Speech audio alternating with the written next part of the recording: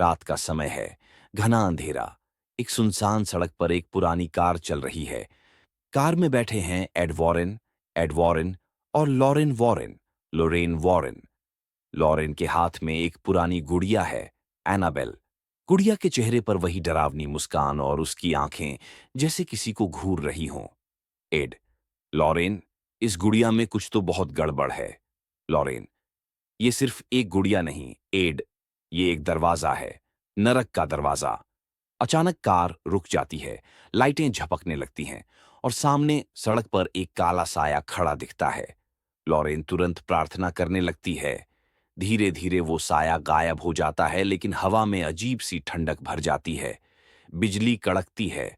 दोनों किसी तरह घर पहुंचते हैं और उस गुड़िया को अंदर ले जाते हैं। वॉरेन दंपति के घर में एक खास कमरा है, जहां उन्होंने अपने हर केस से लाई हुई शापित वस्तुएं, हॉन्टेड ऑब्जेक्ट्स रखी हैं। इस कमरे का नाम है आर्टिफैक्ट्स रूम। कमरे में हर जगह डरावनी चीजें रखी हैं। खूनी दुल्हन की पोशाक, एक शापित तलवार, एक भूतिया आईना और बीच में रखी है एनाबेल डॉल। लॉरेन एक पादरी को बुलाकर विशेष पूजा करवाती है। फिर उस गुड़िया को एक पवित्र कांच के केस, ब्लेस्ड ग्लास केस में बंद कर देती है। केस पर लिखा है, चेतावनी, इसे बिल्कुल मत खोलना। लॉरेन धीरे से कहती हैं, इस केस के बाहर आई तो ये दुनिया खत्म हो जाएगी। कमरा लॉक हो जाता है, पर गुड़िया के चेहरे पर हल्की सी मुस्कान दिखती है। अब कहानी वॉरेन दंपति की बेटी जूडी पर आती है। जूडी स्कूल जाती है, लेकिन बच्चे उससे दूर भागते हैं।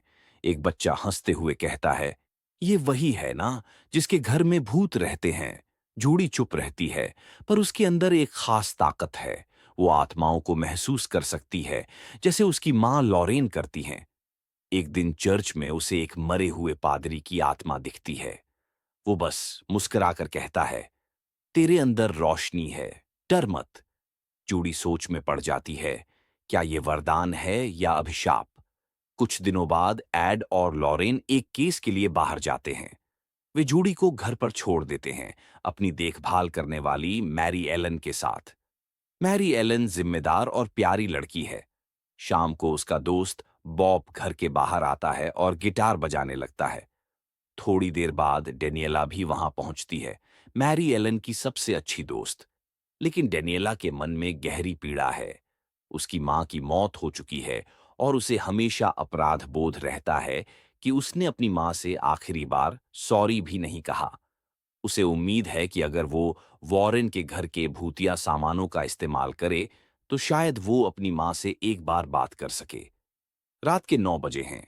जूडी और मैरी एलन टीवी देख रही हैं।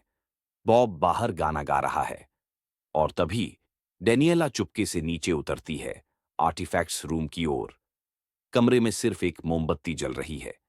वो हर चीज को छूने लगती है, एक आईना, एक म्यूजिक बॉक्स, एक पुरानी तलवार, एक दुल्हन का जोड़ा। तभी उसकी नजर पड़ती है अन्नाबेल स्टॉल पर। कांच के अंदर बैठी वो गुड़िया अपनी लाल आंखों से जैसे उसे घूर रही हो। केस पर लिखा है, इसे मत खोलना। डेनियला के कानों में आवाज आती है, दरवाजा खोलो, मैं तुम्हें तुम्हारी मां से मिलाऊंगी। डेनियला के हाथ कांपते हैं, लेकिन वो केस खोल देती है। एक झटके में ठंडी हवा चलती है, लाइट्स झपकती हैं और कमरे से एक काली धुंध, डार्क स्मोक, बाहर फैल जाती है। एनाबेल अब आजाद है। अब पूरे घर में अजीब घटनाएं शुरू हो जाती हैं। दरवाजे अपने आप खुलने लगते हैं, फर्श पर किसी के कदमों की आवाज गूंजती है और दीवारों पर साएं घूमने लगते हैं। एनाबेल की शक्ति पूरे कमरे में फैल जाती है। अब सिर्फ वो नहीं, कमरे की हर भूतिया वस्तु जिंदा हो चुकी है। खून से सनी दुल्हन की पोशाक, ब्राइड गोस्ट, एक भेड़िया जैसी आत्मा, werewolf spirit, bloody samurai armour और एक टीवी जो भविष्य दिखाता है। घर अब नरक का दरवाजा बन चुका है। पहला डर रात गहरी हो चुकी है। मैरी एलन रसोई में खड़ी है, तभी शीशे में उसे अपने पीछे एक दुल्हन दिखती है। सफेद जोड़ा, चेहरे पर खून और हाथ में चाकू। ब्राइड गोस्ट, मुझे तुम्हारा शरीर चाहिए। मैरी एलन चीख पड़ती है। जूडी दौड़कर आती है और क्रॉस उठाकर जोर से कहती है, भगवान के नाम पर दूर हो जाओ। रोशनी चमकती है और वो आत्मा गायब हो जाती है, लेकिन हवा में अब भी ठंडक बाकी है। डेनियला खुद को दोष दे रही होती है।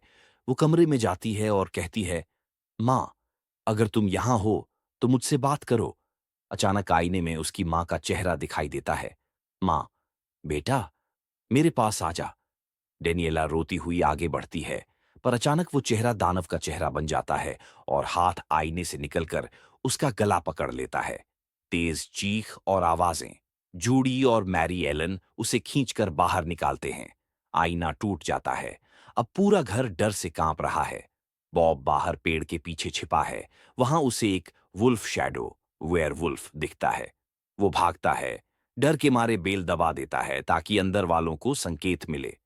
घर के अंदर चीजें हवा में उड़ने लगती हैं, फर्नीचर गिरने लगता है, दीवारों पर खून के निशान उभर आते हैं।